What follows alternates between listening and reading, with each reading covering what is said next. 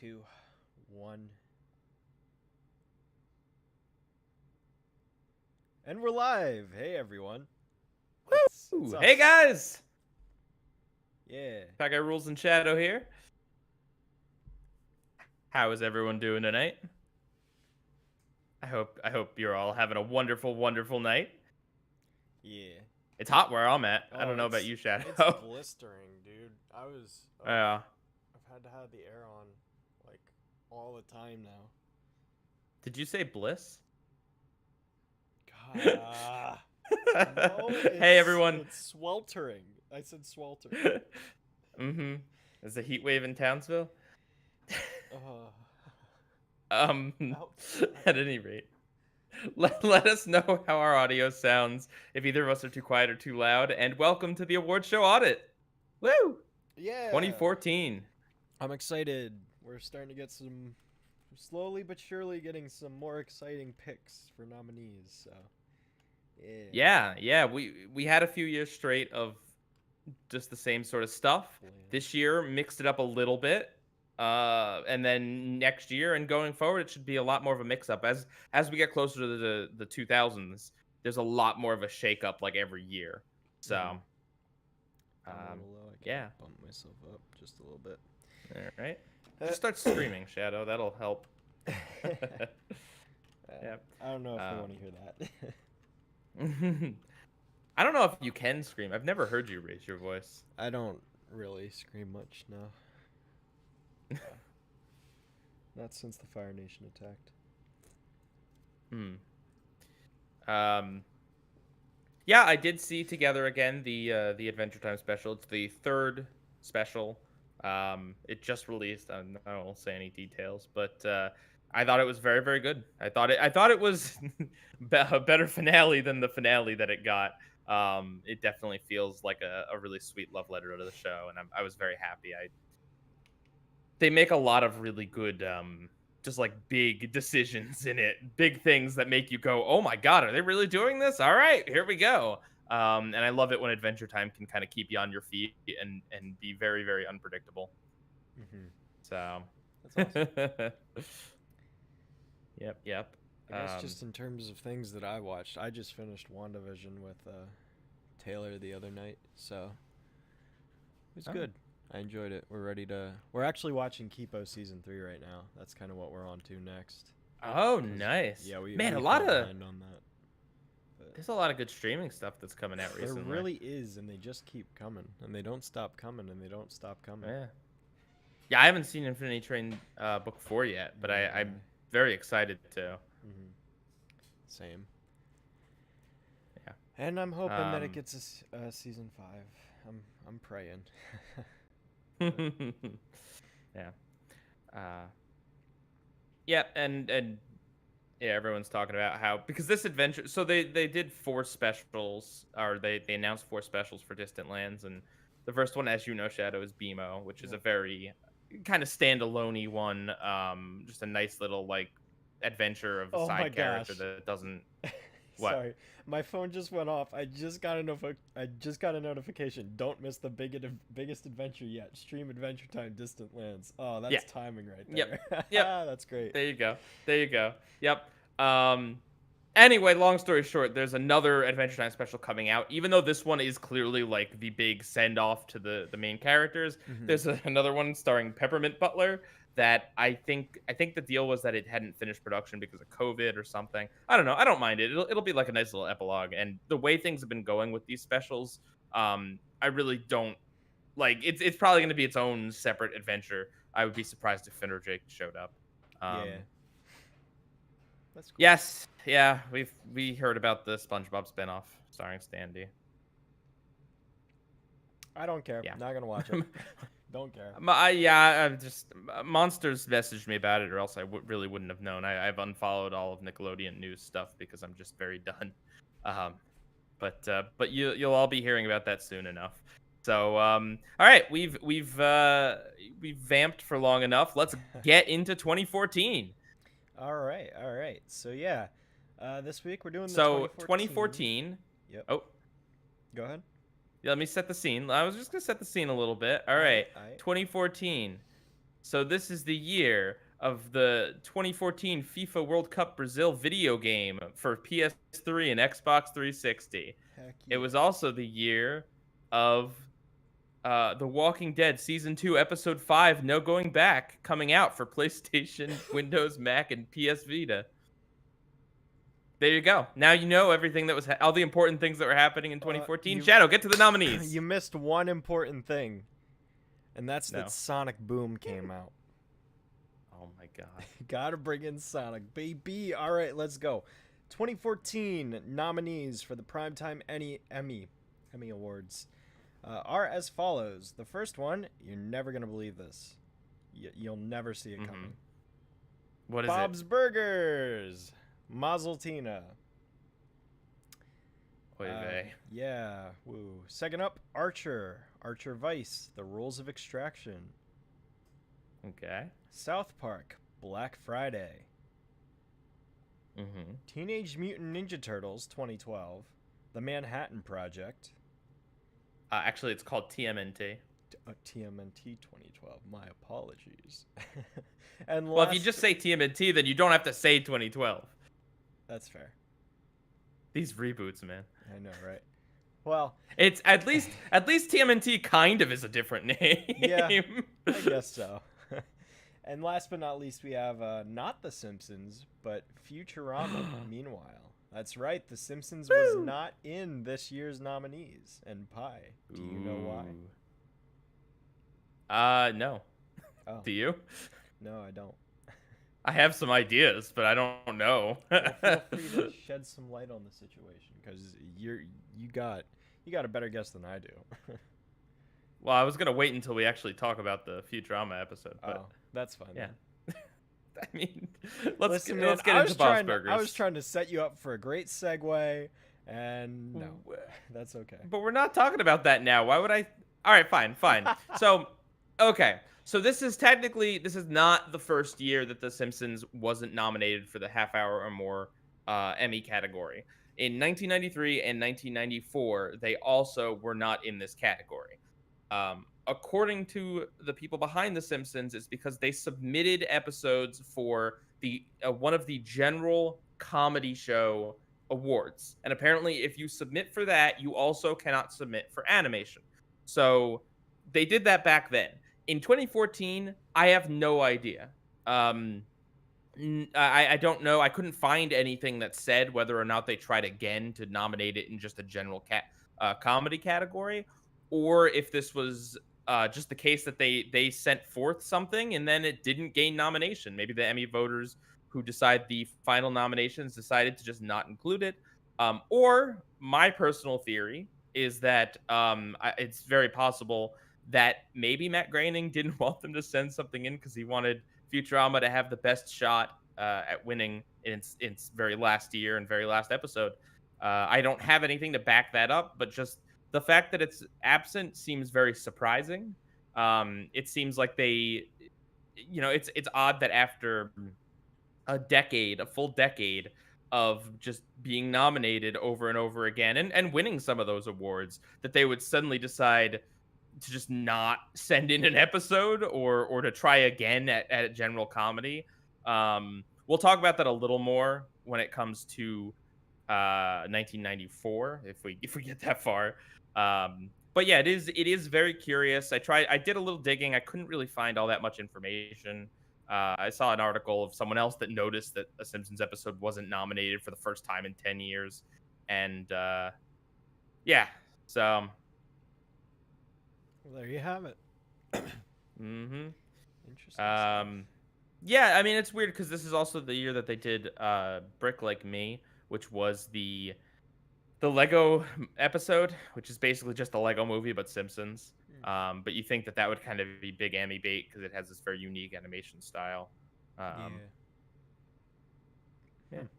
The Emmy voters that only vote for The Simpsons all got sick and didn't vote that year. That's possible. This is very possible. All right, but yeah, that's the spiel on The Simpsons. Enjoy the fact that we don't have to talk about them for 1 week. Yep. So with that, we can go ahead and get into our first nominee, which is a show we unfortunately do have to talk about. Bob's Burgers, Mazeltina. Okay, but this is season 4, so Yes. we're getting there. There's Mm-hmm. only a few more weeks we have to talk about Bob's Burgers. I'm sure everyone's sick of hearing us. Everyone knows our opinion on Bob's Burgers, and it's not. This episode's probably not changing it. Um, No. so this episode basically, one of Tina's classmates, Tammy, is having a bat mitzvah, and Tina wants to be invited because of hot boys, I think. She's not, so she weasels her way in as a caterer, gets Bob's Burgers hired as caterers. And then Tammy gets locked in her own head, like a giant mechanical version of her head that's above the stage. And so Tina has to fill in, basically getting to have her own bat mitzvah. And that's the story. That's the whole story. That's it. There's some subplots. Bob and Linda eat food. Yep.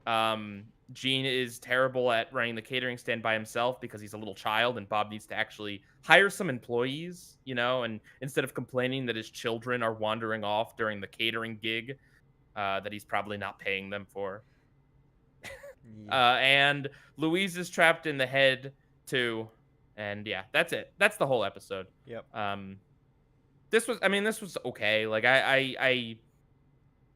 well, okay in the sense that like it wasn't aggressively bad. I thought it was really boring. It's very low stakes. Like they kind of try to present some danger with Louise and Tammy being stuck in the head that's hovering over the stage. That if it falls, they could get hurt or something. But that's not going to happen. Uh, and there's not really a lot of conflict with Tina. She basically just kind of stumbles backwards into having her own bat mitzvah despite not being Jewish or I don't know. I guess it's justified because Tammy's being like a big drama queen and bossing everyone around. So it's okay that her bat mitzvah gets stolen, I guess, is the episode. That's what they're saying. Um, this is, yeah, I don't know. It's lame. I'd probably pit this somewhere in the middle in terms of Bob's Burgers episodes we've watched. Mm-hmm. Yeah, same. It's very dry, very uninteresting. I wasn't really. I don't know. None of the subplots or the main plot, like none of it really gripped me or did anything for me at all. I thought the entire spiel with Bob and Linda was completely pointless and did nothing to add to the episode. I think the only thing that really even got a little bit of a chuckle out of me was when Louise spoke to the initial planner that was helping Tammy. I forget her name. And she's like, "You're better than this. Why are you doing this?" And she convinces her to just be like, "You know what? Yeah, I'm done. I'm not doing this. Why am I even here?" Yeah. Like that's like the only thing though. Like I enjoyed that. Louise talked to her through a headset to make her think that it's like I don't know, like a voice in her head or conscious or something. Exactly. Yeah, Like, it was a clever idea. Yeah, that's fine, but nothing else. I wasn't feeling anything else at all. I guess you could say this episode was medium rare. I don't know. It was not well done. I can tell you that much. No, it was not. No. Why is every single Emmy nominated Bob's Burger episode about Tina? I have no idea. I have no idea, man. I don't know because she's a fan favorite character. I think that's literally just it. Yeah, I mean, and it's got to be it. It just feels like we're watching the same thing over and over each week. And then there was an episode about the horses. Well, what I will say is that this episode, although Tina is motivated by boys, that's not her whole thing in the episode. Like she gets to do other things. So I'll say it has that going for it versus the other episodes we watched where it's just like very one note. But it still doesn't feel like there's really much of an arc here. No. Like Tina kind of becomes kind of a bossy drama queen at the end too. Like it, because it's her bat mitzvah now, and she doesn't want to lose that when Tammy comes back, or she has a chance of saving Tammy. But she doesn't pay any consequences for that. Tina, basically, Louise does Tina a favor and keeps Tammy trapped in the head, just so Tina can continue living out this weird bat mitzvah thing. Not that bat mitzvahs are weird, just saying it's weird that she basically steals a bat mitzvah. Yeah. And Tina repays her by just being like, "Yeah, you can stay trapped in there. I don't care. I'm having the time of my life." Yeah. I think this episode had the potential to do something with the fact that, because like I mean, just from my experience, like I take it Tina's not a very popular kid, so like They could have put a spin on it where Tina was like finally popular, and she was embracing that. But like, the episode didn't really go anywhere with that idea to where like I don't even Yeah. know if I could even say it was really even apparent. But I feel like this would have been a good situation for that to happen. So I'm I sure there's guess other episodes where they do that. yeah, you're probably right. I It's a wouldn't very put it past stock the show. idea. Yeah. Yeah.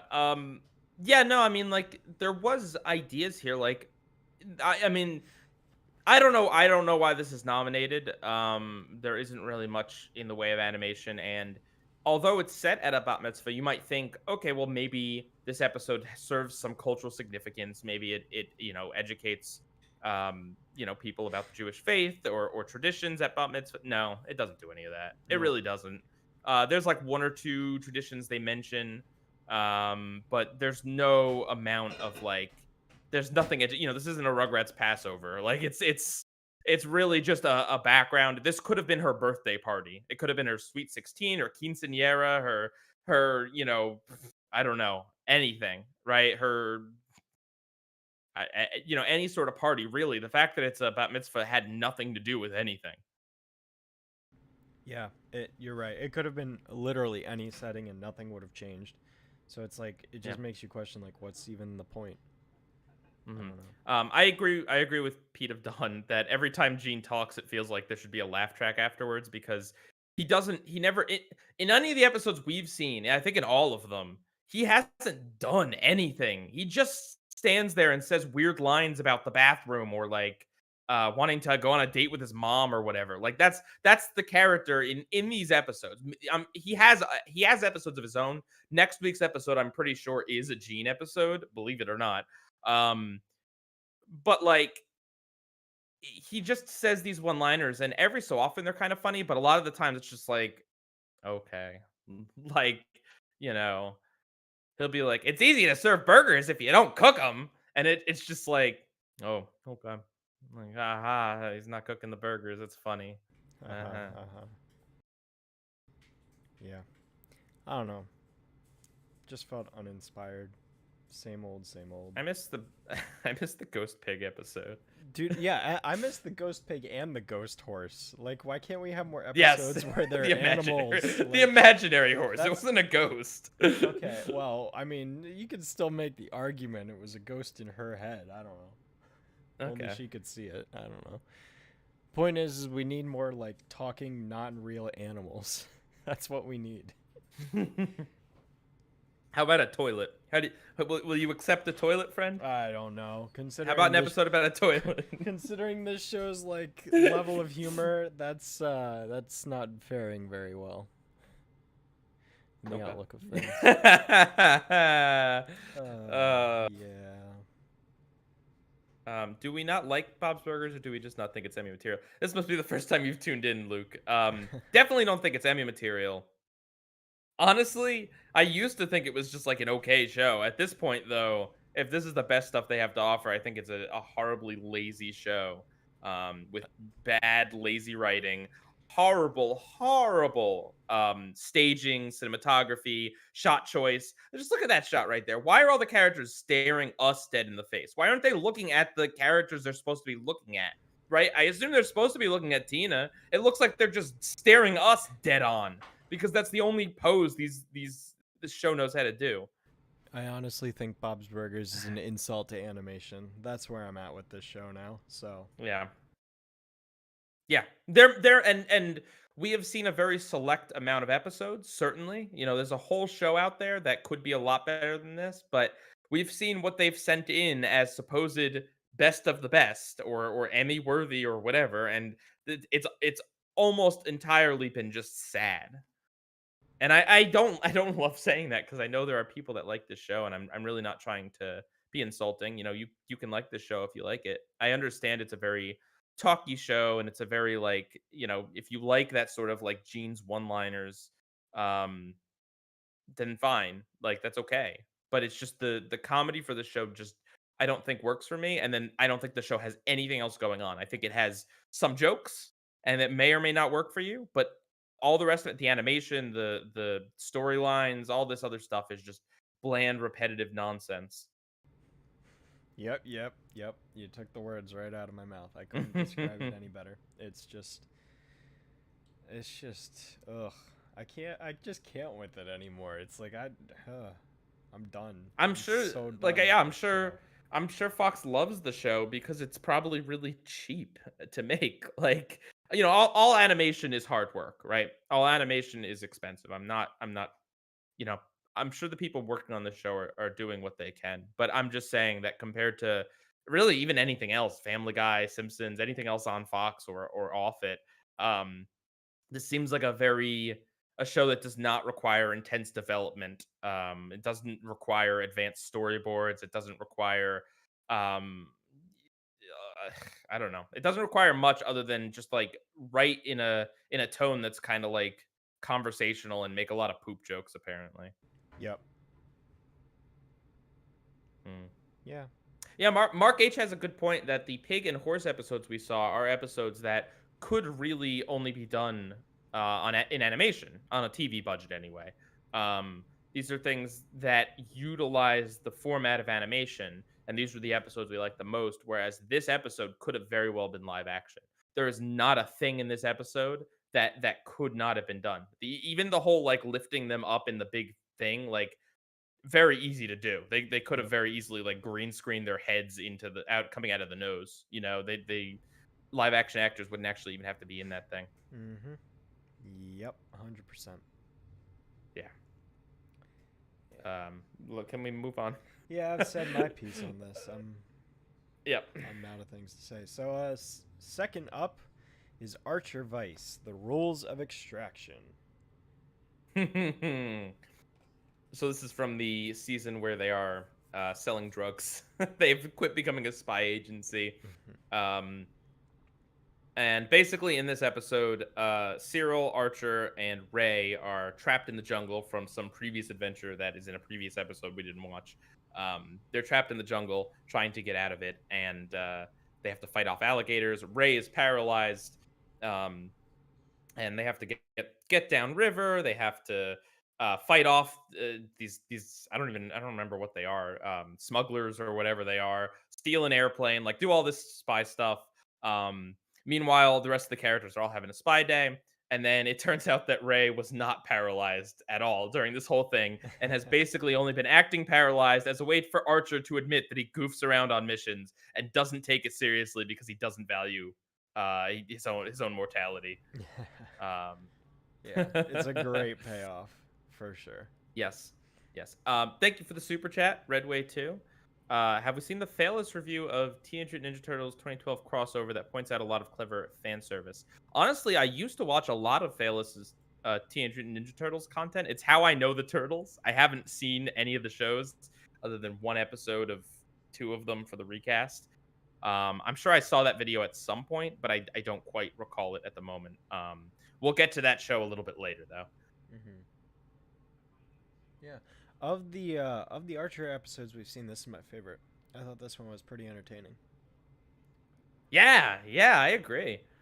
This is what felt like classic Archer to me. A lot of it is talking and banter between the characters, but there is also like I think what Archer does really well is that they have these long periods where it's basically just the characters looking at each other and talking.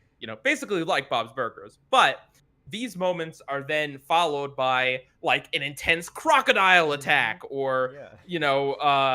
a big shootout with a bunch of smugglers or and that sort of thing, and it feels like this show is really good at giving that comedic dialogue based humor, easy to animate sort of thing, and then it uses that to make certain moments be really animated and really crazy and really out there. And it's like you'll sit there and watch characters talk for like 3 minutes straight, and then all of a sudden something crazy will happen. Like they'll shoot down a mountain, right? They have this long. This is the second Archer episode we've seen with a ridiculous, crazy long fall down a mountain. And it's funny this time too. It's great in both times. Yeah. Yeah, I think this episode definitely knew how to pace everything. Like it is, as you mentioned, it was very good in having moments of like dialogue and talking, and then it's just completely juxtaposed with something ridiculously absurd. And I think that's what makes this episode so entertaining, is because you never really know what's gonna happen next with Archer No. and I forget. Jerry? Yeah, Jerry. Cyril? Cyril, Cyril. that's his name. Yeah, you never know what's gonna happen next. It just keeps getting like wackier and wackier. Like they fall off the mountain and then they get on a raft and the crocodiles completely devour the two other guys that are on that thing. And then they get out and then they stumble across this like these guys loading up a bunch of cocaine onto a plane and yeah, it's it's a good time. They're saying you're quiet. I Shadow. see that. They're saying you're real I quiet. repositioned my Okay. microphone, so I think I sound a little louder now. I can hear you just fine. I don't know. Yeah, I think it's just because of the way I had my microphone like off to my side a little bit, but I think it's fixed now. So Okay. I could also be too loud, perhaps, but thanks for letting us know, Redway and everyone else. Yeah. Ro whatever says, honestly, between Archer and Bob's Burgers, Archer is harder for me to sit through. For this, honestly, I don't know why. Archer it's a very particular show. I mean, it can be pretty violent. You know, it can be very like the characters are can be mean to each other, quite mean. It's not a show for everyone. And I kind of feel like the one thing Bob's Burgers is good at is being inoffensive. So that's why I think basically everyone could sit through an episode of Bob's Burgers. I just don't think you ever should because there's better stuff out there. But Archer's a lot more specific. You know, I wouldn't recommend this to someone who doesn't like violence. Yeah, it comes across as a lot more crude. Yeah, I will say in terms of like the side plot with all the other characters having like the spa day and whatnot, I don't know. Yeah. I don't really remember much from it. Like, I don't know if there were any standout moments. It just felt like it was kind of like filling in the gaps in between Archer's side of things, which was like way more. It was. So. It was. Yeah. No, that's absolutely true. I mean, I wouldn't put it quite really felt on the same level as like Pickle Rick's filler with the therapist, but it definitely felt like it wasn't really progressing anything or going anywhere. So. Yeah. No, I will agree with that. I think one of the nice things about this episode too is that even though it is tied to a bigger storyline going on in the season, well, it's not the first episode, so it's not an introduction to everything. But I think it's a surprisingly good jumping on point for Shadow to have to see as well. This isn't your first Archer episode, but it's the earliest chronologically. Like, because it kind of explains who Archer is. You know, Ray's assessment is pretty much spot on. Another thing it has in line with Pickle Rick, except again, this is Ray trying to prove a point about Archer the whole episode instead of just like psychoanalyzing him or something. And it's not that deep. It's not trying to be deep. It's just saying that Archer doesn't take this stuff seriously, and that's basically it. That's what you need to know about him. And you saw it in the previous episode we watched. Archer doesn't take missions seriously, and it does end up getting everyone into trouble. Yeah. So, and I love the twist about Ray. I've seen this episode before, but I had completely forgotten about that the whole time. And it's funny because his whole thing is that Archer doesn't take missions seriously, but yet pretending to be completely paralyzed during a horribly dangerous mission with crocodiles and smugglers and car crashes, right? Ray doesn't think that he needs to step up and stop the charade because they're all pretty immature. But it makes for a really great end of episode twist, and I love the fact that Archer's like not even mad because it's the same sort of stupid thing that he would pull. Yeah, he just gets up off his shoulders like, all right, I heard what I needed to hear, and then he just gets on the plane. It's great. I didn't see it coming. It just happened, and I was like, okay, cool. Yeah, I like that. Yeah, Ray also gets hurt a lot in the series too, so it's kind of a nice subversion. Yeah. So, I don't know. I liked Archer's big long spiel about, was it alligators or crocodiles? I think it was I'm pretty sure it was crocodiles.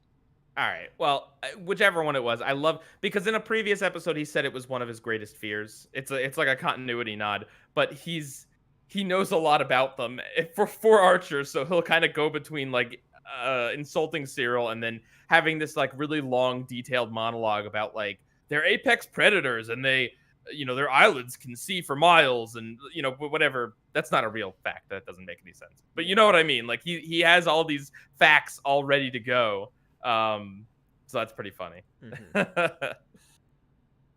I mean, and they have a lot of cool discussions, like, should should they kill the guys that were holding them hostage and are now damn, like are they gonna drag them through the jungle? Like, what?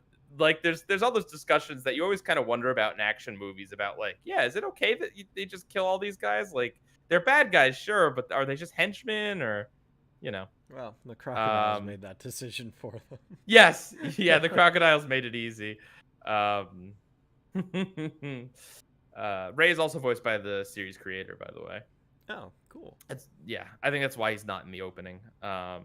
He was kind of, him and Krieger were more peripheral characters that, as they gained bigger following, by this season, are kind of promoted to main or just below main character status. So, yeah, I don't know. I don't have a lot else to say about it. Archer's not the easiest show to really talk about because a lot of it is just kind of in jokes and in banter between characters. It's not, the story is not complicated. It's surprising at times, but it's really not. Like there's like 4 minutes of this episode where they're all just standing on a raft, like, and nothing happens, but they're just kind of talking. Yeah, there's a whole sequence where they're sitting in the Jeep just waiting to get their hands untied or whatever. Yep. So yeah, I don't have anything else to say. I think this was the best of all the Archer episodes we've watched. Part of that is because it's not a part of a big season-long story arc, but I also thought this was a funnier episode than the one we watched last week, and I think this was a lot more standalone friendly of an episode. Yeah, I was definitely enjoying the sense of humor a lot more in this one. Yeah, I felt this had the better sense of humor than the other episodes. I don't know if at a certain point they just kind of lost their way with jokes, but this is still probably what I'd call kind of like prime Archer, or like peak Archer or whatever. So, yeah, absolutely. Yep. All right, so we can move on to the third nominee of 2014, and that is South Park Black Friday. Woo! All right. To make it clear, this is the first. So there's 3 episodes towards the end of this season of South Park that are all related to this Black Friday storyline. However, this was the only one that was nominated. The nomination doesn't say Black Friday / and then the other 2 episode names. It just says Black Friday. So we took that at its word. Right. At no point did this air all as one thing called Black Friday. Black Friday is the name of the first episode, so we just watched that one. And I'm kind of glad we did because from what I remember of the trilogy of episodes, it kind of gets old by the third one. I don't remember like if it's old by the second one, but by the third episode, it really felt like they had just dragged it out one extra episode because the storyline was working really well for them. I feel like this episode kind of has all of the best, like basically the best stuff, because the other 2 are more the same. Like if you're curious, the consoles go on further sale to try to entice people. There's more scenes in like Japan. There's more jokes about Game of Thrones being lame or repetitive or the dragons never come or whatever. But it kind of feels like the other 2 episodes really repeat this. But yeah, this episode. So this episode is about it's Black Friday in South Park, and of course that means that or it's about to be Black Friday, and that means that the South Park Mall is going to get mobbed by all of these nuts people that want to like literally murder and step on other people just to get their stuff at a crazy, ridiculous discount. Meanwhile, the kids in town are all going to use the crazy discount on Black Friday to buy a console, but do you go with the PlayStation 4 or the Xbox One? And everyone has to agree, because if you don't agree, you won't be able to play, because cross-platform wasn't as big a thing back then.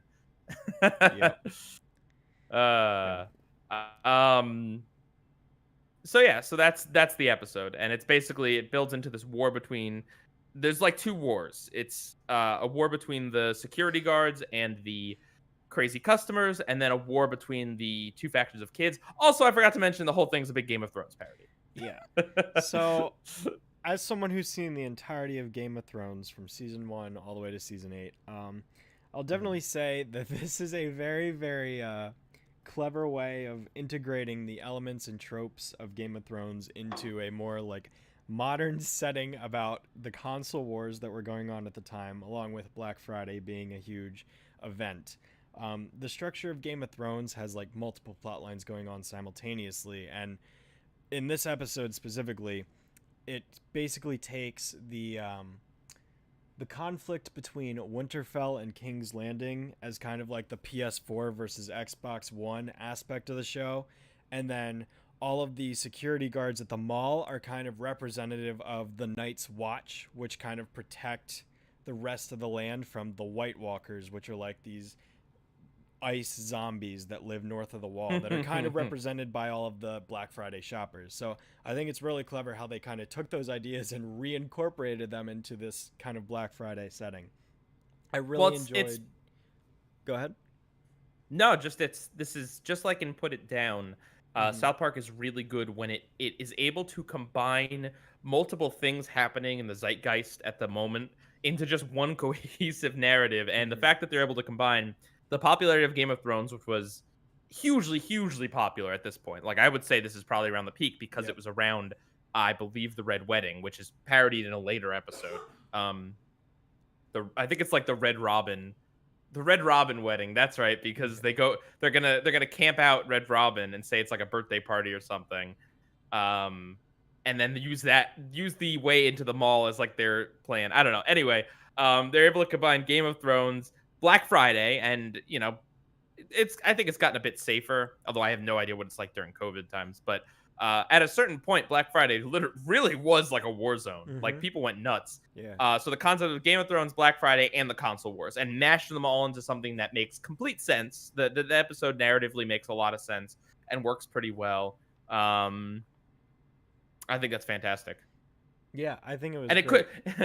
Yeah, and it couldn't be more suited to your needs, Shadow, because you're a Game of Thrones fan. You're a fan of video game consoles, and I'm a fan of sales. Let me tell you. Yeah. What. Yeah. Although I will say, in my experience Black Friday shopping, I've never seen anyone get trampled, which is a good thing. But yeah, no, it can definitely get crazy out there. So I completely get that. I think you're right. Like, this is another great example, like Put It Down, where it takes a bunch of relevant ideas at the time and just combines it into this really like cohesive narrative that's enjoyable. And even after the fact, like we're kind of past that era of like Game of Thrones and its huge popularity and the console wars of that generation, although there's a new one going on, of course. But it's still enjoyable regardless. I really do like it. And I think a lot of again, especially as someone who's seen Game of Thrones, like it checks all the boxes in a good way. Like, there's scenes where the characters are talking about betraying each other, which is a huge element of Game of Thrones, because Game of Thrones is a very like strategy and politics heavy show with a lot of the talking dialogue scenes. And I love the way like Cartman kind of plans some stuff with Kenny and this and that. And then the kid that I never remember the name of decides to kind of Stan. He's kind of unsure of which side to pick, and he's kind of like having second thoughts. And it's all just really fun. It's really fun. Media Fanatic asked us if we've ever been Black Friday shopping. I think you said you did. Yeah, I've been Black Friday shopping on 2 different occasions. One time I went with my grandmother, and we got up at like 5 a.m., went to the mall. Wow. No one was there. And then the second time was actually last year, not 2020, but the year before that, 2019. We didn't go on Black Friday. Rather, we went to Walmart on Thursday at 6 p.m. and we got 2 pillows for $5 each, and we haven't used them. And that's what we got. But we were the first people out of the stores, so I felt accomplished in that sense. We grabbed the pillows and just checked out. We're like, we're done. We did it. So yeah, that's my experience. Yeah, I've been a few times. I've never done the like wait Thursday night or Friday morning. Like, I'm not into that sort of thing. Just kind of standing around waiting for hours doesn't sound very fun to me. But the whole like, yeah, sure. On Friday I'll go at some point and go to Walmart or whatever and go scavenge around. So yeah, so I've worked retail on a Black Friday actually. And it was very organized, but there were a lot of people. There Yeah. was just a lot of people, and we had dinner catered for us, and I don't even remember what it was, to be honest, because that night was a blur. Um, Hmm. yeah, yeah, that's what I would advise. Honestly, is that like go on Friday. Go casually on Friday. Don't Yeah. don't ruin your Thanksgiving. Don't wait hours and hours. And Hmm. I can tell you from personal experience, from insider information or whatever, just that like a lot of the electronics that they sell at a stupid discount, not the reasonable discount ones, the ones that you get a few hundred off, sure, but the TVs they sell for like $400 or whatever, those are made with different parts than the TVs. Like, I'm not even kidding. They're designed differently. They're designed to not be as reliable as a comparatively sized TV, or one that they don't sell on Black Friday. Black Friday, I don't know if this is true with everything or just TVs, but they genuinely they make some of the Black Friday TVs cheap intentionally so they can lower the price. Generally, you get what you pay for, right? So, Yeah. Wow. But that doesn't surprise me. mhm. Yeah. um, so yeah, stupid Google. It says this is the last part of Black Friday I remember of South Park. I remember with fondness, and I get that because this is right before they started doing the storylines, and yeah, I mean this was really good. This was a big deal. This special ties in with the video game a little bit. People were talking about this a lot. I think it gained a lot of popularity for South Park, and I do kind of feel like, I mean, I don't know. I've enjoyed episodes since. Like, I think Put It Down was really good, but Hmm. just that, like, I don't know. This kind of felt like the end of an era for South Park, because of the way they started doing the writing going forward. So, Hmm. um, but yeah, one of the things that's really funny in the episode, I think, is that in a lot of other shows, if they have a debate over things, they'll fight over consoles, but they won't name the consoles, or I don't know, they'll name them and that's it. Like, they'll drop a name. But in this show, in this episode, they very specifically like parrot the talking points of the time, of like, well, if we got to get the Xbox One because the Xbox One is an all-in-one media box that we can stream movies and watch TV and connect our DVR to, like they literally parrot what was Hmm. said in like the E3 presentations and stuff. And it's, to me, it's just so funny because you'd never hear that, because it is essentially an advertisement for both of these consoles, Yeah. just not a paid one as far as I can tell. Right. Um Yeah, it's great. It's great. I think they do an yeah. incredible job. Um I will also say the what is it, that knockoff Elmo doll oh that just gosh. comes in Yeah, the middle yeah. of the episode? Like, Well, that's I mean, I'm sure you're aware of Tickle Me Elmo, yeah, of right? That that course. that's that was like the number one most sought after toy the year it was released. It was hugely, insanely popular and very hard to get during that Christmas season. So that's why they put a parody in here, because and yeah, it's, if you know South Park, you know the exact joke that they'll go for. Yeah. I'm not going to repeat it. Yeah. Um Yeah, but I was enjoying how, like, not only were like the two sides of kids like trying to one up each other, but then like the CEO of Sony comes in and he throws in this yes. deal to like support PS4, and oh man, yeah, I just love how it's like curveball after curveball after curveball. It's hmm it's good Just the stuff. escalation, the Yeah. dead seriousness that they take it, um, because it's about video game consoles, and I honestly, I do kind of feel like console wars like this maybe aren't really raging anymore. Like right now, yes, of course, we're a new console generation came out. At least I think it did. I don't know. Yeah, No one it got did. those things except for That's rich, privileged, awful people who buy from scalpers. Just the worst kind of people maybe bought an overpriced piece of Well, garbage see, PS5. that's the problem, because nobody has them to like really compete with each other. And also, I got my PS5 at store price via Walmart's app, so and I love it. uh, It's great. I don't mean any of those things. I was just getting a No, rise out of he Shadow. means them, guys. He means them. It's very hard to get a rise out of Shadow though. You're too relaxed all the time, man. Yeah, well.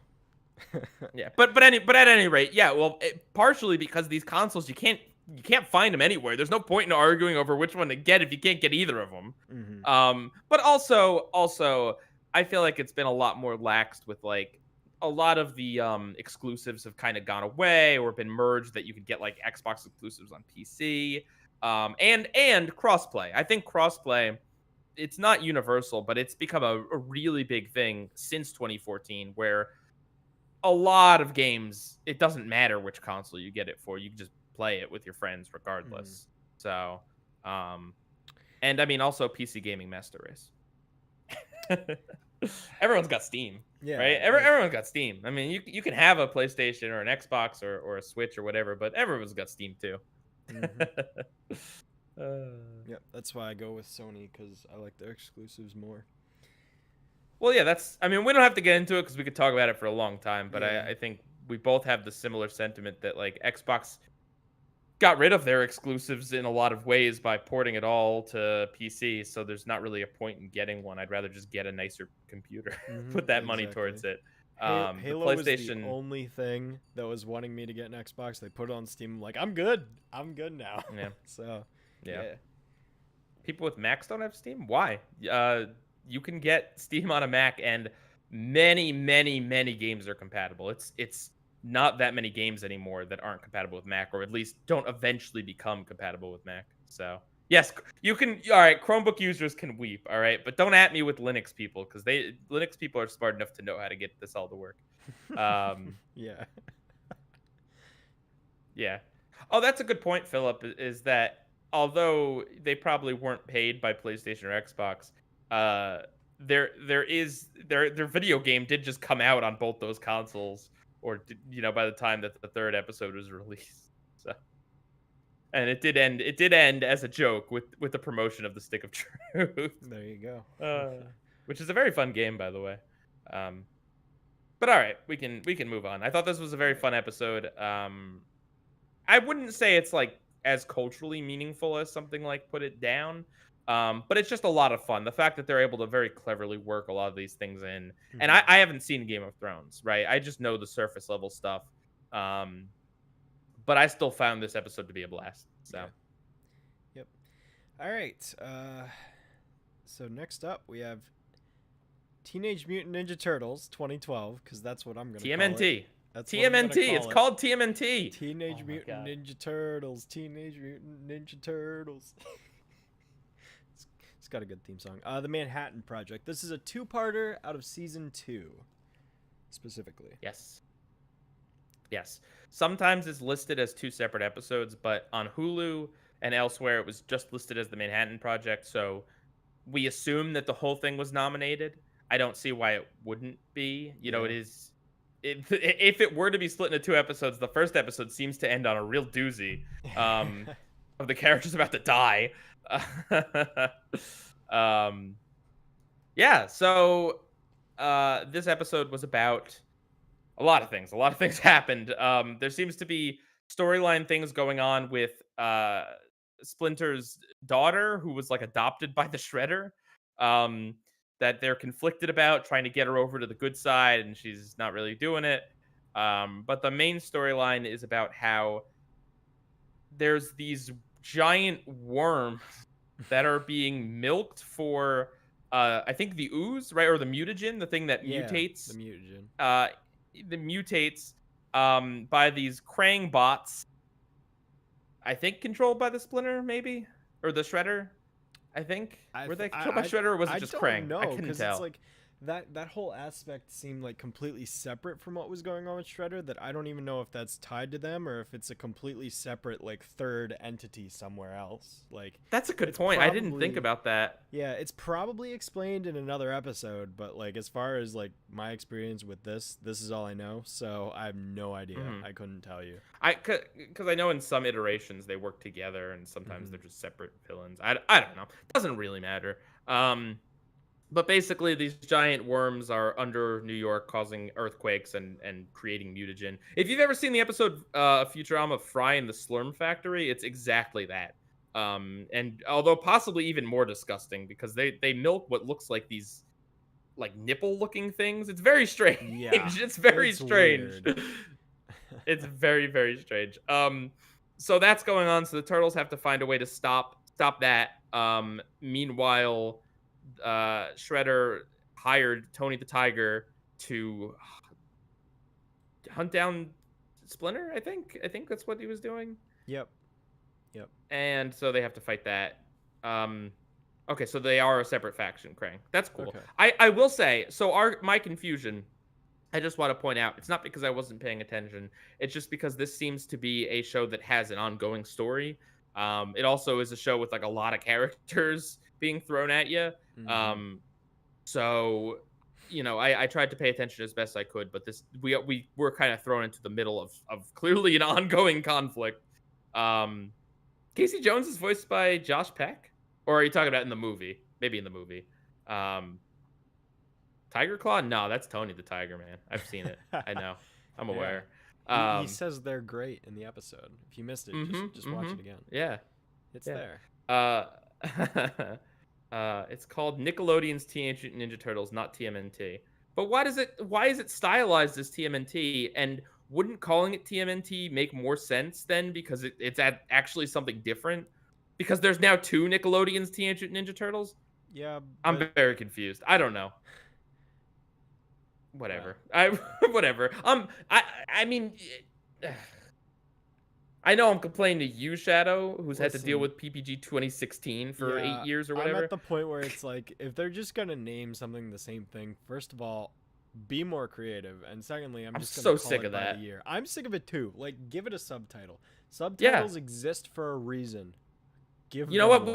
We can joke about how stupid like the CW names for these shows are, like the Titans or whatever. Powerpuff. That's not a CW show. Powerpuff. But at least Powerpuff is a slightly different title than the Powerpuff Girls. Not a lot better. Not a lot better. Yeah. Yeah.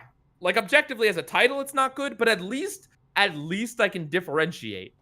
Mm-hmm. Yeah. Oh, the 2007 movie is TMNT. All right. Okay. Well, so let me get this straight then. This is the 3rd series called Teenage Mutant Ninja Turtles. I guess so. That's why I at least appreciate Rise of the TMNT for like differentiating itself that way, you know? Yeah. So, I'll give it that. Okay, well that headache out of the way. I thought this was a blast. Honestly, I was blown away by this. It was fun. Yeah, it was a fun, entertaining experience. This is my I think it's my second time. I feel like I've seen one other episode of this show before, but I've barely seen any of it. I'm mostly familiar with the 2003 series, which was like kind of more serious with its more mature art style and storyline and this and that. But like this was still fun. I think there was a lot of things going on that had it interesting, and this rendition of Splinter is great. I love it. Did you like his phone? Oh, yeah. Yeah, the cheese phone. Yes. Who called him, by the way? Wait, who called him? Did we ever find out? Yeah. I don't know how, but it was Leonardo who made the call. Oh, man.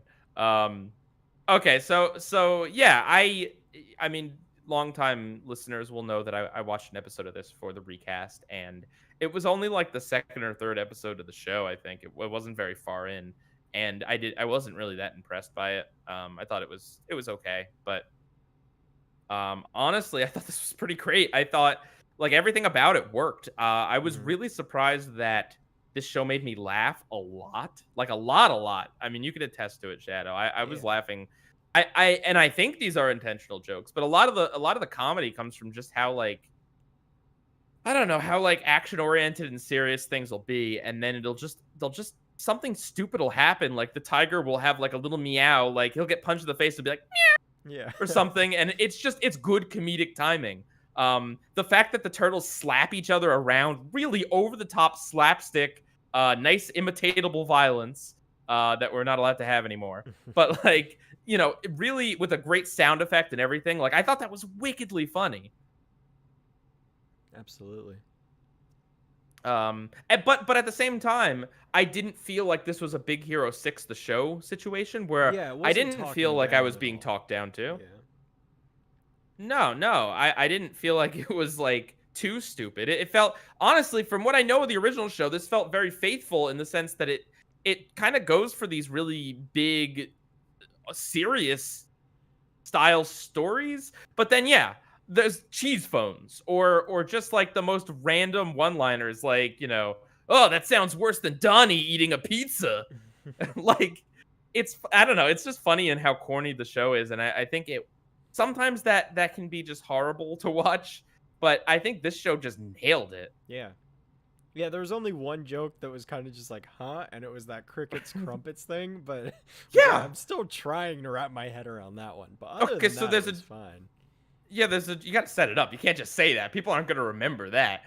Towards the beginning of the episode, Casey hits one of the Krang brains with a like a hockey stick, and then he's like, "Can't have cricket without crumpets." And we think that the cricket part is referring to like the British game of cricket. Fair enough. Played with sticks that kind of vaguely resemble hockey sticks, I guess. But then where did the crumpet come from? Like, Yeah, what's the deal with that? Just because it's a British thing? Like, I don't know why. Are the Crangs from Britain? that's the best guess I could give. So Yeah, yeah. yeah. We'll see if anyone in the chat has an answer to that one. Mm-hmm. But yeah. From what I understand, that is the appeal of the Turtles. That it's a good balance of silliness and serious, and it's like real silly when it wants to be. Mm-hmm. But that's fine. And I thought the CG was impressive. Yeah, Like, especially for this like is a TV show. yeah. And I know in season 1 it didn't look as good as this, but there's a number of action scenes where the action is great. There's a lot of really stylized things, like action lines will appear on screen, or there'll Mm-hmm. be like a thought bubble with like a 2D drawing. Like, there's a lot of really interesting stuff going on with that. Like, the show has a real sense of style that is unlike, I don't know, unlike anything I've seen, really. Maybe next week we have to watch a Kung Fu Panda show, so maybe that'll be similar. Mm-hmm. But I was pleasantly impressed with the animation and art design of the show. Yeah, another thing I really like that they did with like those 2D graphics and whatnot is character reactions.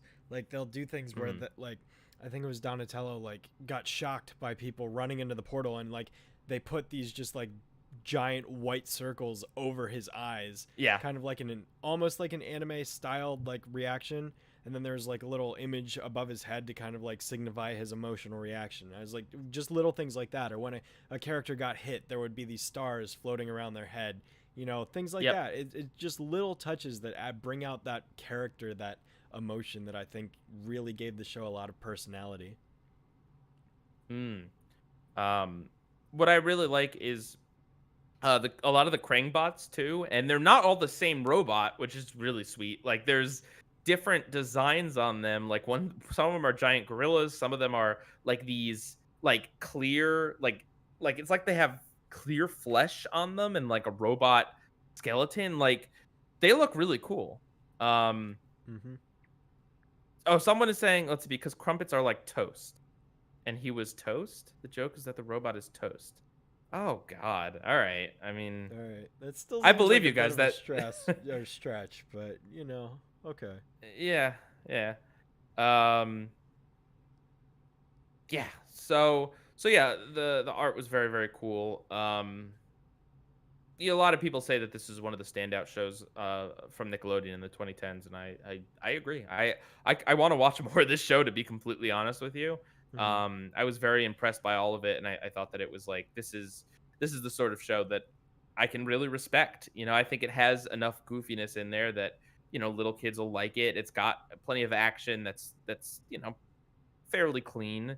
Like, I think it's very pleasant, but Speaking of I also goofy, think it's mature enough in its storyline that, like, the fact that there's two different storylines going on in this special, and it's not the beginning or end of the storylines, are very is very much like, okay, this show has like a cool story arc. mm-hmm.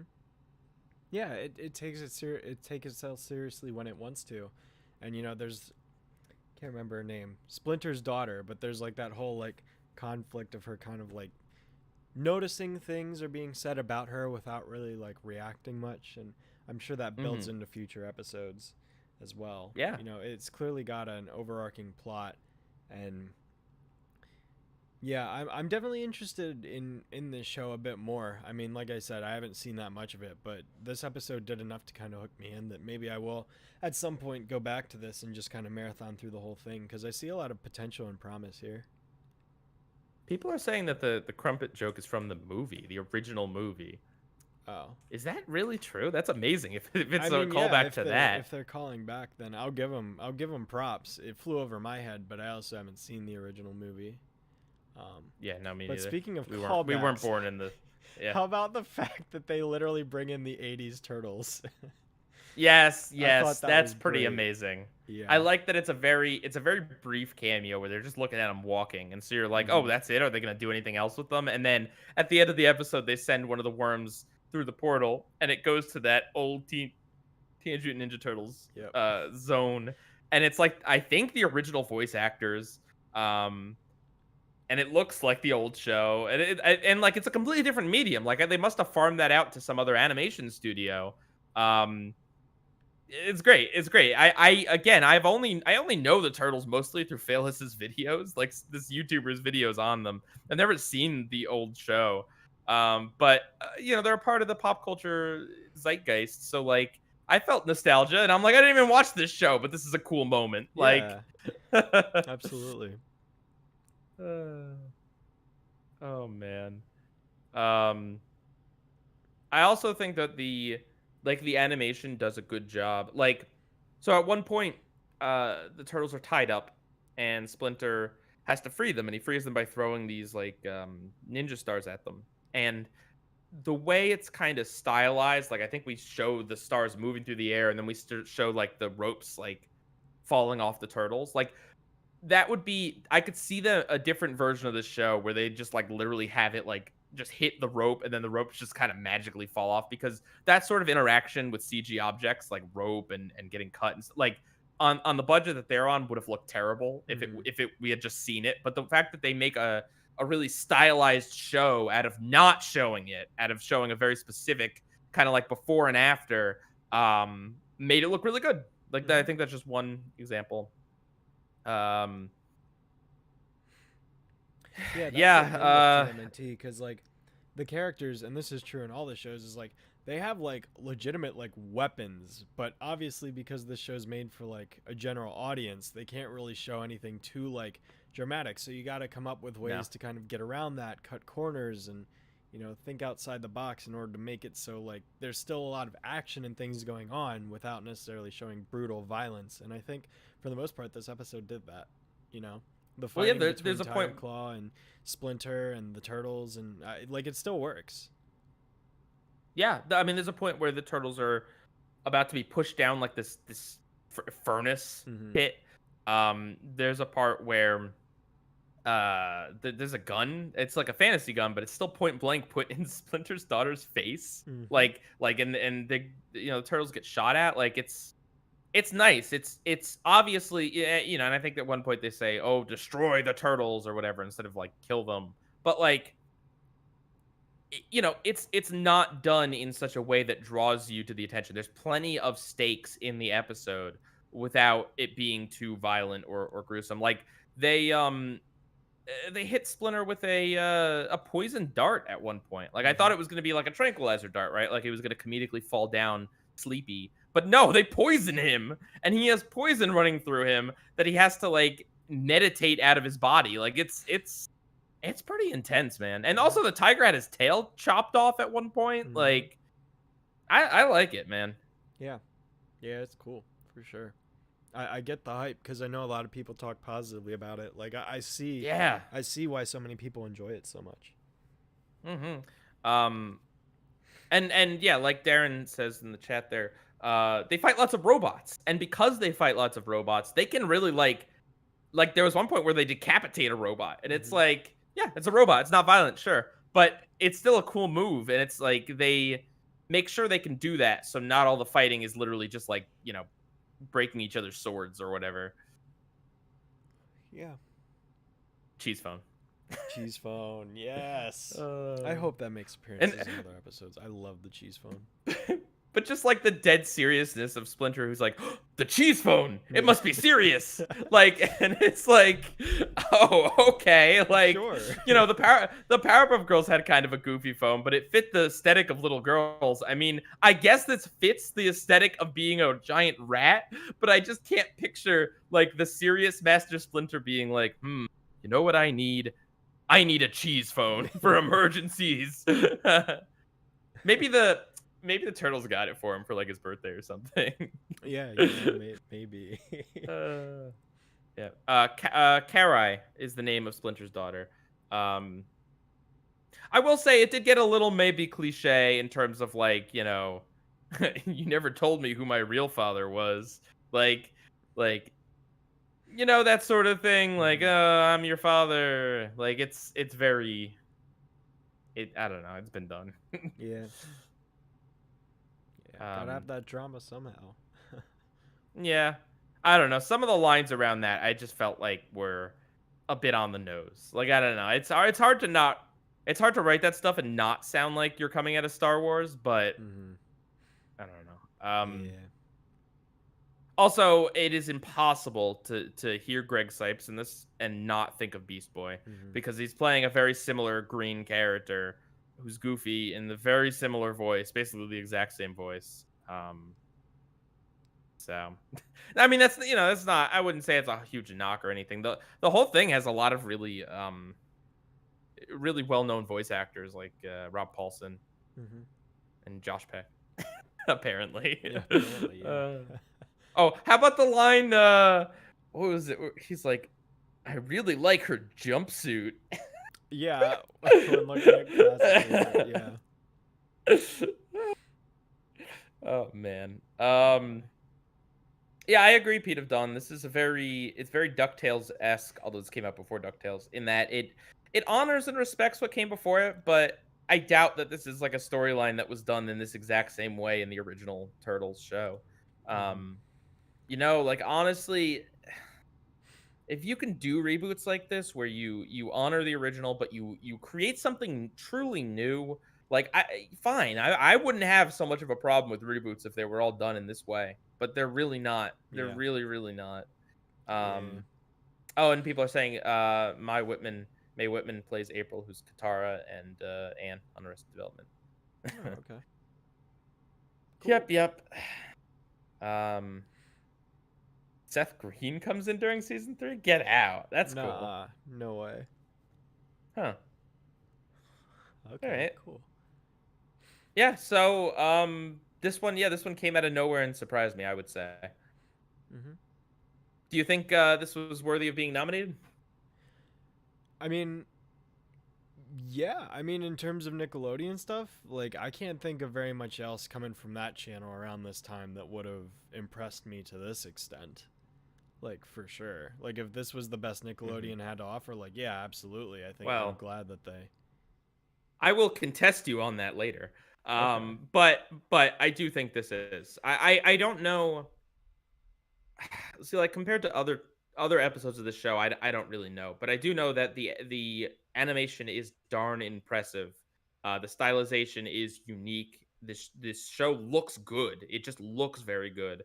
The story writing is complex, but not like hard to follow. I mean, not complex, but it takes its drama seriously, and there's clearly a lot going on. I also, although there was stuff that happened before it, and I'm not entirely sure about some of the events, I still feel like this didn't leave me completely lost. Like something mid storyline very well could have. The show, so yeah. So yeah, I think it's very worthy. Yeah. All right. So we can move on to the last nominee of 2014, which was Futurama. Meanwhile, also the series finale. The last series finale. The last, yeah, because it ended and then came back. Yes. Yeah. Yes. Futurama. I'm so excited to get to talk about this show. I'm so excited. There will be more Futurama coming, and I just finished rewatching the show with my girlfriend. I showed her it for the first time, so I've just very recently seen the whole show. So I have a lot of feelings and thoughts about it, but I'll save them for other more relevant stuff. But yeah, so this is the last series finale, and I mean, spoilers for the episode, but not really for anything else, I guess. Basically, you remember in Rick and Morty where Rick makes the joke like, "Oh, what are we, Futurama? Like, I won't do a time rewind device." Well, that's this episode. Basically, the professor invents a device that lets you go 10 seconds back in time and exactly only 10 seconds back in time after a 10-second recharge. Um, Fry proposes to Leela and then jumps off of a building when she doesn't show up, when he thinks she shows up late, and then uses the box to rewind time when he realizes that she was actually on time and save himself from falling to a grisly death. But he cannot actually save himself. He is caught in a loop because he can't go back far enough. And then he breaks the device, and Fry and Leela end up stuck in time. They're the only ones that can move, and everything else is frozen. Yep. So It's I enjoyed it. you've never seen Futurama? I not really. Like I've seen clips that my my teachers have used in class for examples of stuff back in school. Other than that, no, I've hardly seen the show at all. So the most I know about it is the theme song, because I remember when I was a kid watching Cartoon Network. Sometimes this would be the first thing to come on from Adult Swim, and I'd see the theme song and then be like, "Okay, I'm not watching this," and I turn it off. Yeah. You got to get on that show that takes place 1,000 years in the future with a lovable secondary character voiced by John DiMaggio vibe. You got to get on it because Futurama is great. Yeah. Yeah. So this is a very low key episode for a finale. I mean, technically, it does have Fry and Leela's wedding, but it's not a big thing. Um, the episode is just kind of a very. It feels like it could have been really any other episode of Futurama. A few episodes before this is Game of Tones, which feels much more like a big series finale that revisits the pilot and revisits various things across the series, like Fry's dog, the infamous dog from Jurassic Park, which we'll talk about in a few weeks. Um, but yeah, this one's a lot more low key. I I think it's fine. Like I think it's good. I enjoyed this. I thought that there was a lot of really beautiful stuff with Fry and Leela exploring the frozen world.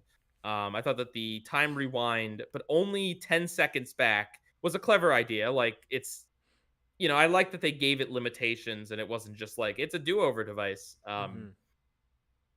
Yeah. Because that's been done and will be done later.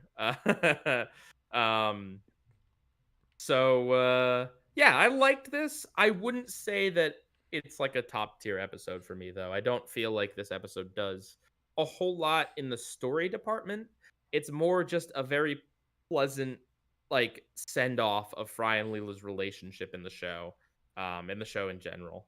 That's kind of what I would say, because story wise, there's a lot of it where not much is really progressing. I mean, and I don't mean that it's not a time related joke. It's just that like when they're exploring the frozen world, nothing really happens other than the glimmer that shows up that turns out to be the professor. Um, the professor showing up to solve everything at the end just out of nowhere is also kind of hacky. Like it's not foreshadowed, it's not set up, it's not anything other than the professor saying, "Yeah, this will kill me if we do this." They do that, and then later he's like, "No, actually, I was in another time pocket. I was rotated 90 degrees," and it's just kind of like, okay. Yeah. But the episode is very sweet. It does have a lot of heart. It is very nice seeing Fry and Leela finally, get together, and then like not actually get together. There's still like they could bring the show back Mm-hmm. if they wanted to. The ending is very sweet, like the professor's line about, "Oh, you're gonna do it all over again," and Leo's like, "You want to do it again? Sure." Or Fry says that. I don't know, one Yeah, of them that's says the that. thing that's kind of the vibe I got from that finale, is they left it in a Yeah. way that they could continue the show if they wanted to. Oh, of course. So who knows? Maybe it will come back again, But Yep. yeah, like you said, I think this was very low stakes. Honestly, it Well, didn't. Fry dies a few times. I mean, yeah, he does, and then he comes back, and then he lives his whole life, and then yeah, I mean, there's I, it definitely feels like conclusive in that sense. Like You Mm-hmm. know, you get to see the character kind of like get to live out his life, and same with purple hair Leela. girl that I don't. Leela. Yeah, Leela. So like they kind of get to like live their lives together. So it's like it is a happy ending, but then it's all undone. But like, Right. don't I can tell it's like you're not supposed to really fixate on that. That's just kind No, of I like don't. I a. don't think it's. Yeah, I don't think it's one of those things where it's like, oh, it was all just a dream, or like, oh, the Mhm. characters won't remember it. So what does it matter? Like, I didn't feel robbed at the end. I felt No. like because it is because it's a clever finale in the sense that if they never make any more episodes, which I'm completely fine with, as much as I love the show, Mhm. this feels like this is what would happen, right? Probably not in frozen in time, but Fry and Leela would get married and they would have a long life together and they would grow old together. Like it kind of lets you feel like that. Why wouldn't that happen, right? Just Yeah. because it, you know, happened this time. Like so, there's that. I also really love the shot.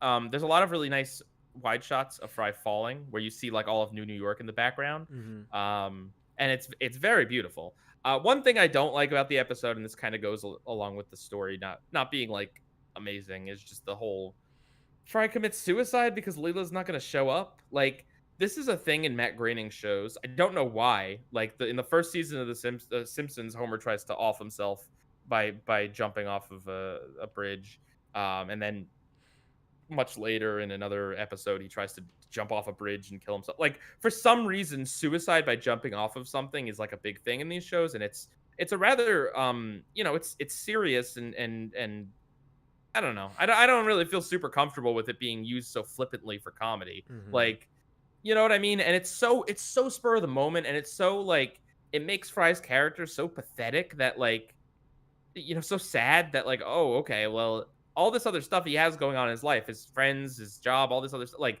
really, he's only living for Leela, and if she said no, he would do this. Like, that's not really a great romance. Yeah.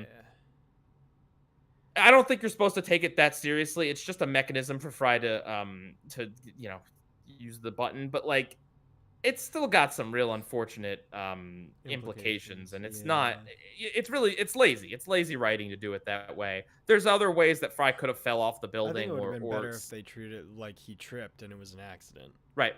I think that's happened before in the Simpsons. I can't remember. Yeah. um Like that would just completely mitigate that entire aspect, and then you'd still get the same result. So.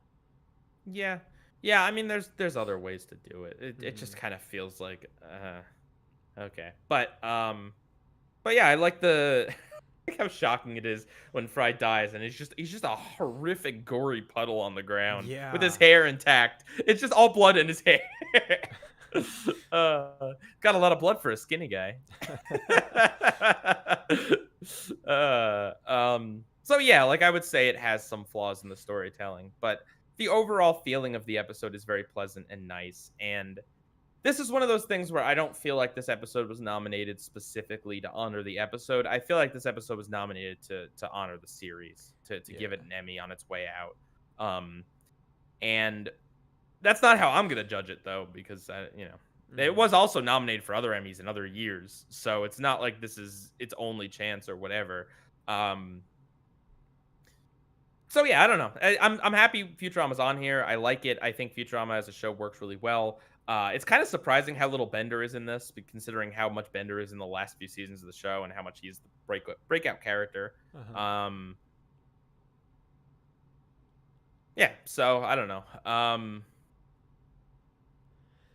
Yeah, I mean, overall, in terms of it being a finale, like, it kind of, I don't know, like, I kind of want to put it, ironically enough, in a similar mm. vein to that Phineas and Ferb finale we talked about, because they're both Uh-huh. episodes about the characters kind of being stuck in a time loop when you think about it. I Yeah, mean, there's different yeah. portrayals, but of time, but like it's a similar like idea for a finale, and it's like they both weren't like super ultra high stakes, but they're it still felt conclusive at the end. Like I don't know, that was just a comparison I was drawing in my mind after watching this episode. Like Listen, if you wanna get nominated for an Emmy, submit an episode that has a time loop. I think that's what we've learned, yeah, right? Rick and Morty, Phineas and Ferb, mm-hmm. Futurama, and Rick and Morty won for the Vat of Acid episodes. So Yeah. Wow. Oh man. Another trend Yeah. we've discovered. I would have enjoyed. I don't think they would have done this, but I would have enjoyed a two-parter. I would have enjoyed a 40-minute episode that had all of this, and then like also had a much better like story to it as well. Mm-hmm. You know what I mean? Like it's funny. I go back to this a lot, but like the Adventure Time finale not having any chill out moments. Like I think this episode got it right in that there is a lot of time where it is just Fry and Leela spending time together. Um, but it's also weird in that Futurama is known for having its very uh like lovable, amazing ensemble cast. Mm-hmm. And especially in the Comedy Central era, Hermes and Amy and all these other characters got spotlight episodes. It'd be nice to see a little more of the Planet Express crew in this episode, but most of it is just them huddled in a little boulder. Like it's a little Mm-hmm. weird. Um, Yeah. I concur. Yeah, I agree with Pete of Dawn in that. I think this is a good finale. I don't think this is well, I don't know. I don't want to say this isn't a good episode. I think it's a fine episode with some problems in it. Mm-hmm. Um so Yeah, I think it's fine. It was yeah. enjoyable, but it didn't knock my socks off or anything. Yeah. Very very pleasant finale to the series. I would say, did it deserve to be nominated? Um I mean, I would have picked Game of Tones, to be honest with you. It's an episode we talked about on the recast. It's the one, I think, 2 episodes before this. It features the gang virtually going back to 1999, where the series all began. It features a lot of continuity references to Fry's dog and to Fry's old hip hop gang and his brother and all this other stuff, and it ends on a really touching moment. I think that episode also has a kind of cop out, stupid ending in terms of like what resolves the plot or like what the mystery actually was. But in terms of having a really sweet moment with Fry at the very end, which is what Futurama is known for, having these stories with tear jerking last minute. I think that episode is more deserving of an Emmy, but I understand why they picked this one too. Um, Mm-hmm. but yeah, I think Futurama deserves to be recognized. Like, period. I will say. Mm-hmm. Yeah. All Okay. right. Well, I guess we can go ahead and Remind everyone to vote. Yep, remind everyone to vote. Go check the poll. It's on Pi's community tab. Make sure you go ahead. Is there a link to it in the description of the stream too? Oh, there always is, friend. There Okay. always is. Good. So yeah, go ahead and click that link down there. Go to the community tab. Make sure you put in your votes. We're going to be announcing that in roughly 10 to 15 minutes or so. Yep. Whatever wins, whether we agree with it or not, gets the award show audit award. So make sure you vote because your votes matter. Mm-hmm. Absolutely. Yep. I also want to just throw out this little bit of trivia: is that this year, 2014, was the last year that the Emmys did not have digital voting. After 2014, starting in 2015 onwards, you're able to just digitally vote, or not you, but the actual people who vote on the Emmys, whoever those people are, they're able to do it digitally, which I feel like is probably more convenient, but also might lead to more people kind of phoning it in, not watching all the episodes or whatever. Whereas if it's, I don't exactly know how it was handled beforehand. It might have been something you had to mail or someone picked up or something, or you might have had to drop it off somewhere. I feel like that if you're writing a physical thing, that requires a little more commitment. You're more likely to have watched all the episodes. So Yeah. I don't know that has impacted anything like going forward or before this, but I do just want to say that is a notable change in the way they voted. So it might have an impact. We'll see. We'll see if we agree with more things beforehand. Yeah. Before this point. I don't know. So, yep. Okay. Thank you for the super chat, Alyssa. Did we hear the news about the Owl House season 2, June 12th? Wow, the Owl House didn't have a season 2 yet? Holy cow. Yeah, didn't that come out like 2 years ago? When I was at Comic-Con in 2019, they were talking about the show. I would have assumed that it was already there. I haven't seen much of the Owl House. It's one of those shows that I'll probably get around to at some point. Huh. Um, and Redway 2 would like to remind us that Chris Parnell, Jerry and Cyril's voice actor, his first acting role was in Arnold Schwarzenegger's Jingle All the Way. Well, there you go. Which, yeah, How which about is that? very relevant to Black Friday and the holiday rush for toys. Mhm. Mhm. Thank you guys for the super chats. They really help us out. They help us find time to put on this production. Yeah, of So course. yeah, okay. So what won the Emmy, Shadow? All What won the right. Emmy in 2014? So, of all the episodes that we just talked about, the official winner was none other than Bob's Burgers, Mazel Tina. This was the first time that Bob's Burgers won its Emmy for this category. I don't see it. I really don't see it. No. Especially like the other time, okay, the nominees weren't as great, but this time I'm like, Yeah. no, not even close. There's no reason why this should have won. Absolutely not. I don't. The only thing I could say is that because it wasn't that, like, it was still new at the time, maybe the freshness of the show. We're now jaded from having watched this for a long time. Maybe the Mhm. freshness of the show bumped it up or something. But even then, I still really can't. I can't justify it. Even if you like Bob's Burgers, this episode doesn't do anything special. What No. what does this episode do that's worth an award? Nothing. The story is very minor. It's just like Tina steals a bat mitzvah. That's it. Is it like I don't want to make any accusations, but is it just because it represents Judaism and some people saw that and were just happy to see it on screen, which, nothing against being happy to see your faith represented on screen or your traditions represented on screen, but like I would hope that you'd have a little higher standards than that, considering this isn't really it's just a backdrop to the Yeah. episode. I don't know. Yeah. I don't know either. And yeah, like you said, I think this year had some pretty stiff competition. I Mhm. really genuinely do. The Bob's Burgers episode was the only one I disliked. I liked all the other episodes. Yep. Yep. Same here. Same here. So, How would you rank them? shall we? Yeah. Okay, so this is actually very difficult. Well, I'll say what I think is my pick. Okay. I went into this recording, this live show, not really knowing entirely which one I was gonna pick.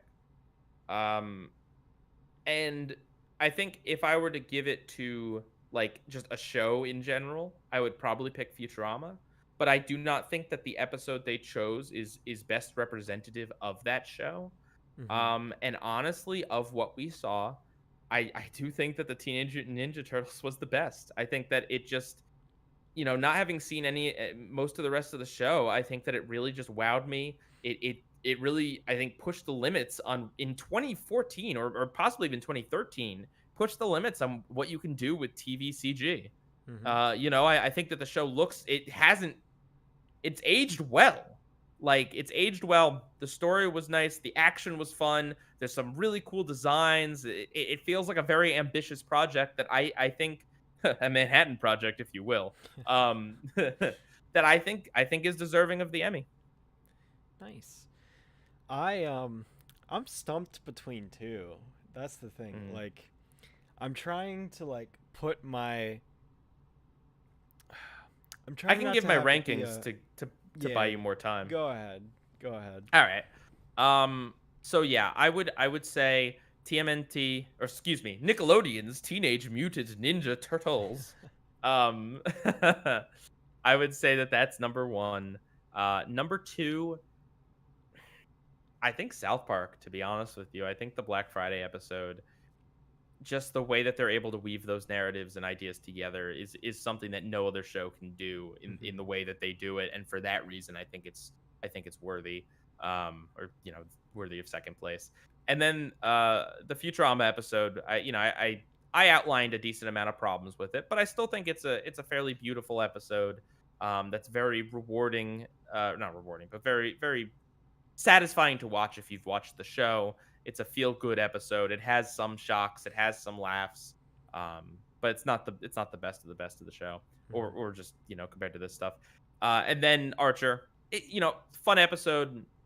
I don't think the Archer episode really did a whole lot to be deserving of being on here, although I think it's a good episode with a good twist at the end. I don't think it's really that elevated. I think the animation on like the crocodiles or alligators, whichever one they were, looked really dang good.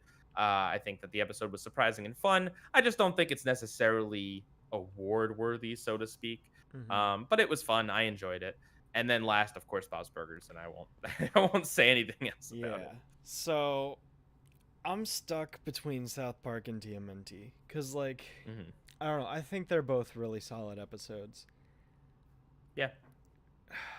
It's tough. I honestly think, though, I really do want to give it to South Park, not just because of my bias of interest, but also just because I think it's a really good, like, in terms of like an adult show parodying something else. I think this is like one of the best ones I've ever seen because Yeah. it doesn't just do Game of Thrones. It takes the ideas and like the structure and some of the characters, even like the main security guard guys, like the head of the Night's Watch. Like it takes a lot of the ideas and just completely like puts it in a new setting, reformats everything to fit its own Mm. narrative. It's transformative in nature, and it takes it takes such a fun concept of the console wars and turns it into this huge like battle between all these kids who are like fighting against each other. And I love it. I was blown away. Like this is like the episode that has like made me want to watch South Park, like officially. like Okay. if more of the shows like this in terms of its cleverness and it's like I'm all in. I love Teenage Mutant Ninja Turtles as well. I'm definitely putting that like second place for me because for all the reasons we named earlier, I think it blew me away as well. I think the action's great, the story's good. Third, I would probably put.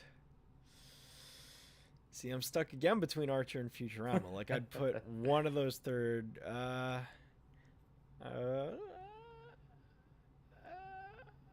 I'll give it to. I'll go ahead and give it to. I'll give it to Futurama. I'll put Futurama third, Archer fourth, Okay. and Bob's Burgers is like 99th. Hmm. I'll just A put in a distant. bunch of nothing. I'll fill in a bunch of nothing before I put Bob's Burgers there. So yeah, that's my ranking. Okay. Yeah. Cool. Yeah. This was stiff competition, and this Mm-hmm. man, this year is like this is what I was hoping the show would be every week. Like I feel like I was exposed to something new, right? Teenage Ninja Turtles that makes me want to watch more of the series, and I probably will. I revisited episodes of Archer and South Park that I enjoyed previously, but I would never really think to go back and like watch that episode of South Park specifically. You know what I mean? Like Mm-hmm. it's a good excuse to do that. And Futurama I was planning on watching anyway, but yeah, Futurama is a show that's always fun to revisit. Mm-hmm. Um, so yeah, like I was very happy with this week, and I'm hoping we have more weeks like this. Yeah. I really want to be exposed to new things that I haven't really seen much of, or have an excuse to go and watch like some of the best episodes out there. I more of this, less of Bob's Burgers, please. Mm-hmm. Yeah. More years with great shows, almost all the way across the board. Like this was great. Yeah. This was definitely one of the best years we've had in terms of this show. So All right. Do you have an episode that came out in 2013 or 2014 between June and June yes, that you think would have been worthy? I do. I picked a show. The episode came out in February of 2014. Hmm. Another new show I haven't talked about yet before, but I picked Pinkie Pride from My Little Pony: Friendship is Magic because the number one reason I could give for you to watch this episode is Weird Al is in it. Oh, Yeah. okay. You have my interest. Okay, You've piqued cool. my interest. Cool. This is a musical episode. One thing about Friendship is Magic, starting in season 2, is every season they would have one musical episode where like the entire storyline is full of songs. Pinkie Pride is the season 4 musical episode starring Weird Al, playing a character named Cheese Sandwich, who comes to town because it's Rainbow Dash's birthday, and Pinkie Pie was planning on celebrating her birthday with a party, and Cheese Sandwich comes to town to kind of plan a better party. And so there's this like rivalry going on between Pinkie and Cheese Sandwich that is like it's a whole lot of fun. If you're a Weird Al fan, there's tons of references to his music, his discography. Gosh, I could go on and on, but yeah, it's definitely one of the highlights of season 4. I would wholeheartedly recommend this episode to anyone, even someone who wouldn't really want to give this show a chance, because you can definitely see that it's got a lot of cool stuff in it. So yeah, that's my pick. Interesting. Yeah, I saw someone in the chat much earlier say something about that. Yeah. Mention that episode specifically. Yeah, it's one of the best of the whole series, in my opinion. Okay, so my pick, season 2 of The Legend of Korra aired within this time period. And so season 2 is mostly garbage. However, there is one standout thing, and that is the two-parter Beginnings, which is the episode that features the very first Avatar, Avatar 1. And the episode is, there's a little bit of Korra in it, but it is this basically origin story for Avatar. And I know some people don't like it because it allegedly retcons things. I don't really think it does. I think I like the argument that this is how the elements were created, but the badger moles, the moon, the flying bison, and the dragons were the ones that kind of like honed the art of bending and taught people how to bend in that way, whereas the lion turtles are the one that gifted them with the ability. I thought it was a beautiful, beautiful two-parter. I absolutely love it. I love Avatar 1 as a character. I love the way that it's animated. It has a very like distinct style to it. And it really feels like, you know, everything else in this season can just go away. But this is really, really beautiful stuff. And I'm just kind of amazed that it didn't get nominated. I get that. I mean, I don't know. I feel like if as much as I thought TMNT deserved, you know, what it got, and deserved, or not deserved what it got, but deserved to be on here and deserved to be number 1 out of these picks, I think the Avatar 1 episodes are just amazing from Korra, and I think should have just won the whole thing. Nice. Yeah. So we have a super chat from Ryan's Treasures. Have you heard that Big City Greens season 2 is coming to Disney Plus tomorrow? I'm interested to know if you plan on watching season 2 soon. If you have, I didn't hear that, and I don't have any plans to watch it. I've seen some of the show, but yeah, I've not seen any of it personally. That isn't to the quality of it, just to there's so many things to watch at the moment that I don't really have any interest in going back right now. But it was a good show. I enjoyed what I saw of it, and I'm happy they're making more. Yeah, I'm happy more is going to be on Disney Plus. Apparently, My Little Pony was nominated for the Daytime Emmy, Shadow. Oh, okay. Huh. I don't know what that means, really. I don't understand the Daytime Emmys. Some people say that it's for things that aired in the daytime, but I'm not quite sure that that's correct. I don't know. We'll have to do more research. Yeah, probably. All right. So get your last votes in now. And in a minute or two, we will announce what won the award show audit award for this year. If you guys pick Bob's Burgers, shame on you. You have you have the freedom of choice, and I support you. If you picked Bob's Burgers, I'm unsubscribing from your YouTube channel. Yeah, that's right. You're not subscribed. I'm subscribed to all of you, and if you voted for Bob's Burgers, I'm unsubscribing. So yeah. Huh. Oh man. I have my subscriptions private. You don't know who I'm sub to. I could be a sub to everyone in this chat right now, and no one would know, except me. Okay, Shadow. All right. So the winner. Let me refresh the page. Da-da-da. The winner of the 2014 Award Show Audit Award is, with 38% of the votes, of 402 votes. Good turnout this year, guys, or this week. 38%. It is the Manhattan Project from TMNT, Teenage Mutant Ninja Turtles, Nickelodeon's Turtles of the Teenage Mutant Ninja variety. Well done, guys. Good job. I'm proud of you guys. I think that's a pretty clear winner. Shadow, you'll be surprised to know that. Well, maybe not. Meanwhile, came in second at 27%. The Futurama episode. Black Friday was very close at 25%. Okay. Mazeltina got 8% somehow, and poor Archer only got 1%. I'm pretty sure most of my audience just doesn't watch Archer, which is completely fine. But just poor Archer. So it's pretty clear there were 3 episodes here that all had a fair share of fans, which is good. It wasn't like completely one-sided. So that's good. Yeah, that's a good. Yeah. I mean, I think the competition was pretty stiff. So yeah, that's pretty good. I'm just looking, man. Apparently, according to this anyway, our previous polls each got 1,000 votes somehow. Huh. That's pretty crazy. because I mean, I'm sure more people voted after the show.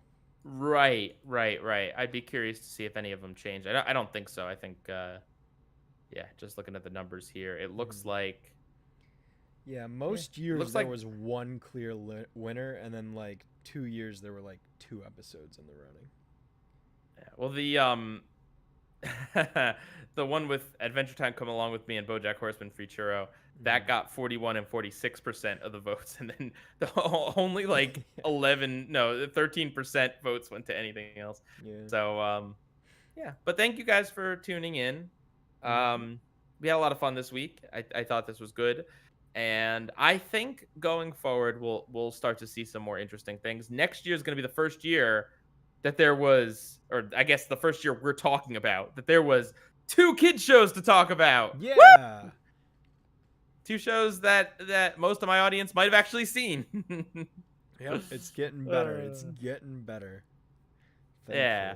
Not that I don't, I like Archer, but it's not the most interesting show to talk about a lot of the time.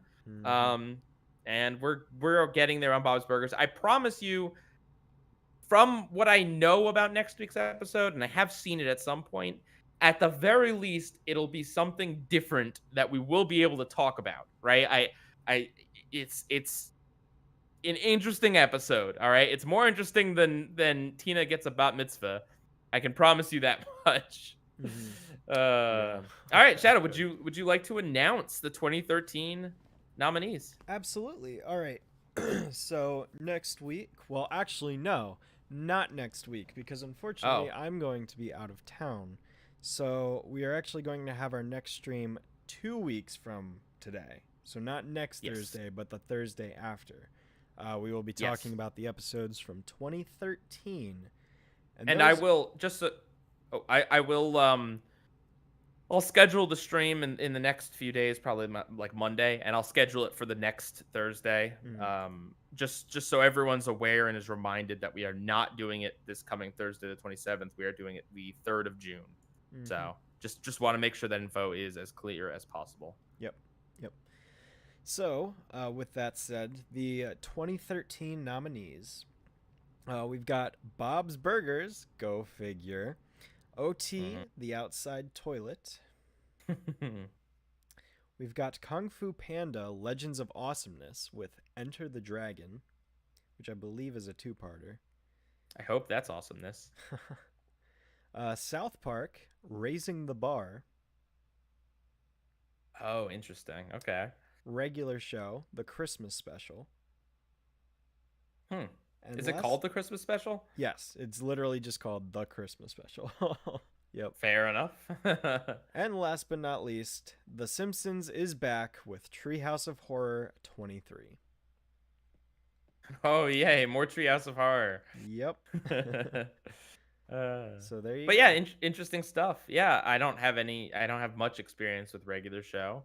I don't have much experience with Kung Fu Panda. I have not seen that episode of The Simpsons. Have I not? I don't seen any of these. What are the other ones? I haven't. Oh, the Bob's Burgers one I've seen. That's right. Huh. Interesting stuff. And the South Park episode I've seen. But yeah, should be interesting. And yeah, as we go on in episodes, eventually we will hit a point where it's going to be a lot more kid shows. Yeah. So get ready. Yeah. Should be a All good right. time. Yep. Thanks everyone for being here. We had a good time. Um, yeah. All Mm-hmm. right. Pie Guy Rules out. Alrighty. See you guys in 2 weeks.